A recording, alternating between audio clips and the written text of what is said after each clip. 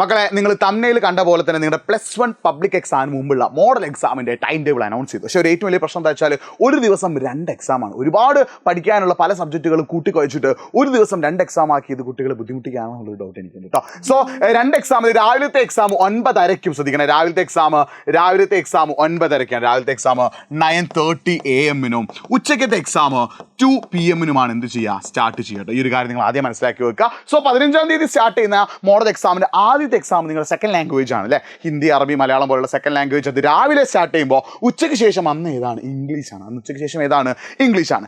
16-ാം തീയതി വെള്ളിയാഴ്ച രാവിലെ ഏതാടാ, പിറ്റേന്ന് വെള്ളിയാഴ്ച രാവിലെ ഹ്യൂമാനിറ്റീസുകാർക്ക് ഹിസ്റ്ററിയും കൊമേഴ്സുകാർക്ക് ഏതാണ്, ബിസിനസ് സ്റ്റഡീസുമാണ്. ശ്രദ്ധിക്കുക, 16-ാം തീയതി ഉച്ചയ്ക്ക് ശേഷം ഹ്യൂമാനിറ്റീസുകാർക്ക് പൊളിറ്റിക്സും കൊമേഴ്സുകാർക്ക് കമ്പ്യൂട്ടർ ആപ്ലിക്കേഷൻ, അതായത് നിങ്ങളുടെ ഓപ്ഷണൽ സബ്ജക്റ്റ് ആയിട്ടുള്ള കമ്പ്യൂട്ടർ ആപ്ലിക്കേഷൻ പൊളിറ്റിക്സുമാണ് 16-ാം തീയതി വെള്ളിയാഴ്ച ഉച്ചയ്ക്ക് ശേഷം. പിന്നെ 17-ഉം 18-ഉം ലീവാണ്. അതിനുശേഷം 19-ാം തീയതി അന്ന് ചെറിയ റിലാക്സേഷൻ ഉണ്ട്. കാരണം 19-ാം തീയതി രാവിലെ നിങ്ങൾക്ക് എന്തുണ്ട്, എക്കണോമിക്സ് ഉണ്ട്. പക്ഷേ അവിടെയാണ് കൊമേഴ്സുകാരുടെ ഒരു ചർച്ച ചെയ്തത് ഏറ്റവും ടഫുള്ള സബ്ജക്റ്റ് ആയിട്ടുള്ള അക്കൗണ്ടൻസിയും എക്കണോമിക്സും ഒരു ദിവസം തന്നെ വെച്ചു. എന്തിനാണ് ഇത് ചോദിച്ചാൽ എനിക്കറിയില്ല കേട്ടോ.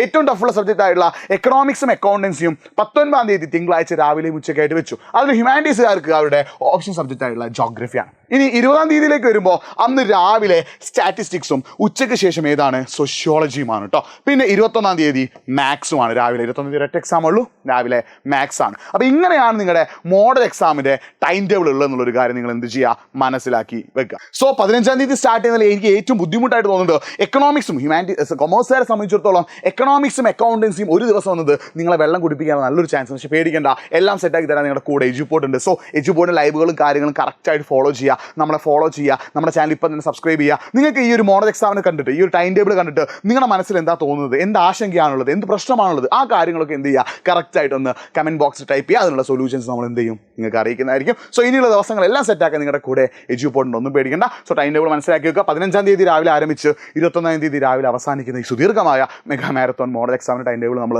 കണ്ടു കഴിഞ്ഞു. സോ ഓരോ സബ്ജക്റ്റും നിങ്ങൾക്ക് സെറ്റാക്കാൻ കൂടെ എജുപോർട്ടുണ്ട്, പേടിക്കേണ്ട.